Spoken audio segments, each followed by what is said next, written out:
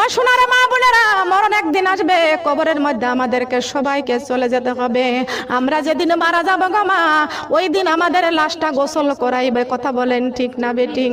মুর্দার লাশটা গোসল করাইয়া দিবেন, প্রতিবেশীরা গোসল করাইগা, সুন্দর করে বাজার থেকে সাদা কাফনটা আনিয়া ওই কাফনটা পরাইয়া দিবে।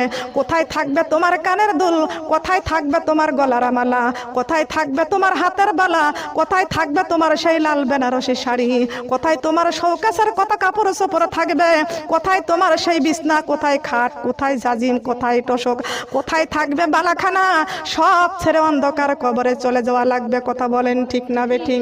ও আমার মা বোনেরা, যেই দেহে কোরআন নাই ওই দেহের কোনো দাম নাই, যেই দেহের মধ্যে নামাজ নাই, ইসলাম নাই, ওই দেহের মধ্যে কোনো দাম নাই।